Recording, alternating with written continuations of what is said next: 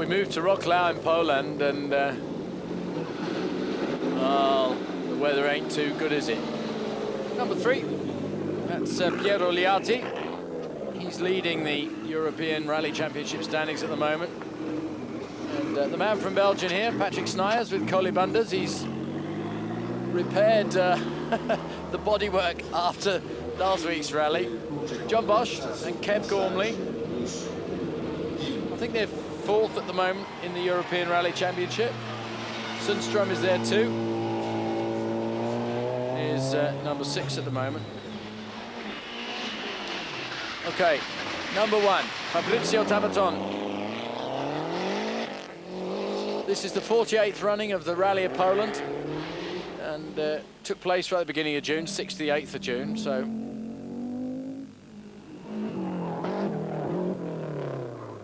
Piero Liotti going well at this stage.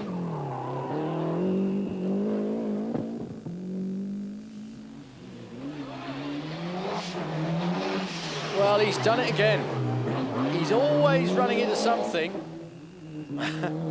He's butted something with the front left hand, but he's still managing to go. 403 kilometers long, this event. And 24 special stages. Michael Sundström in the Mazda. And he's going well at the moment. He came 2nd in the Lombard RAC in 1983. And he's been rally champion in Finland so many times. He's a great driver. He ran the Baron Rally as well. Well, Snijders still going well despite the bodywork. And he's in the lead again, and it'll be interesting to see whether he can stay on the road and in contention. Liati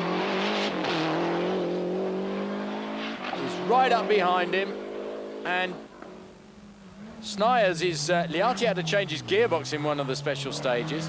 This is the guy from Belgium, Marc Soulé. And John Bosch up there in the top 5. Good on the tarmac stages, not so happy on the loose stages.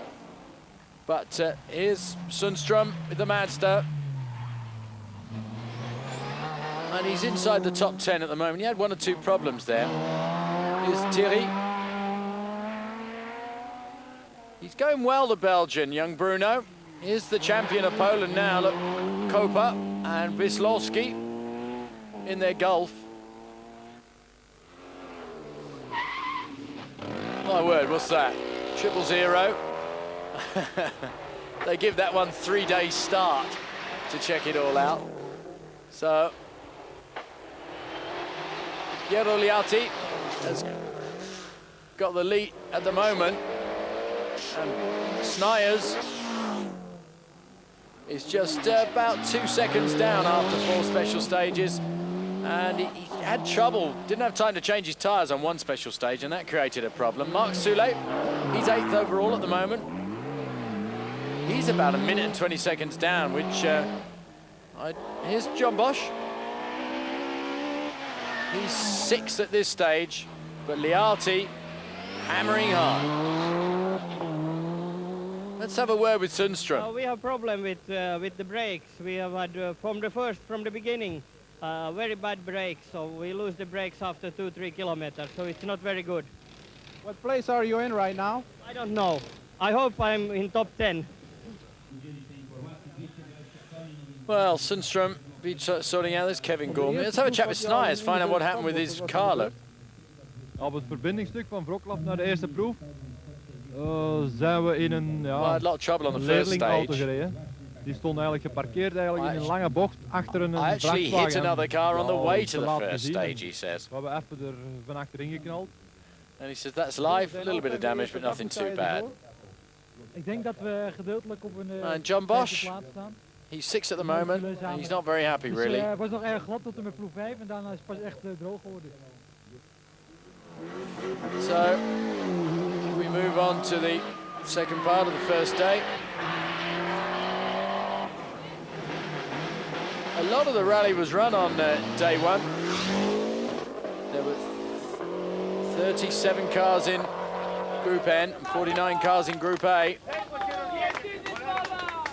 And Poland's own champion, Kopa, getting a good cheer from the crowd. Car 15, co-driver Wislarski. And the crowd saying, go on there, son, give it rock all. Great, well, he's beaten out his front end, but you'd hardly believe it was one careful lady owner, would you? Only driven on Sunday afternoon. Liati going well. Piero Liati, second at this stage.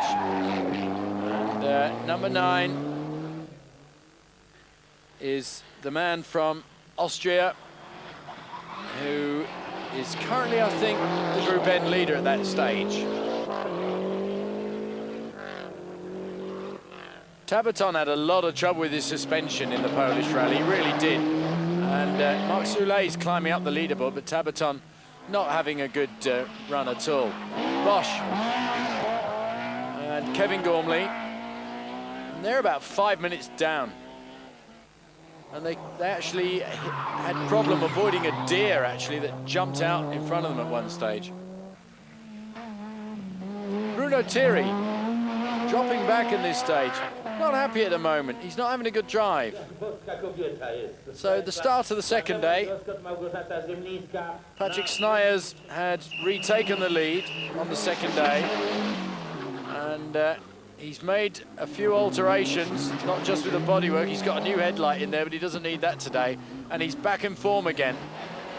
I love to see that man when he's driving hard, but Liati fought back and took the lead. And Sniers had problems, and so the lead sort of back and front and swapping and changing. So Liati back in the lead with a gap of nearly 2 minutes, 2.25 minutes in front of Sniers. Soulé, meanwhile, who's been driving very nicely, thank you very much, quietly, keeping out of trouble, looking after the motor, and he's in third position. So all the battling going up in the front end. It's interesting to see Enrico Bertoni coming through the field, and John Bosch is in 5th. Bertoni is only about 15 seconds behind John Bosch. Now Bruno Thierry started to liven up a bit. He's got real problems with his brakes, having to take everything sideways. 7th overall, but not very happy at the moment. So Sundström is 8th overall in the Mazda. I think he's fixed his brakes in the 3.2, 3.4 wheel drive, but it started to rain at the end of day 2, and my word, that changed things. Marc Soulé, he got ahead of Tabaton, and he ended up 3rd in the rally. Patrick Sniers with Kolobunders going absolutely crazy in the rain in his Cossi, and he closed the gap to 26 seconds. Piero Liati virtually untouchable, and Tabaton ended up back in 5th, and John Bosch lost a lot of time because of the 2-wheel drive M3, but there's the final result. Liati from Sniers, from Soulé, from Bertoni, and Tabaton way back in 5th.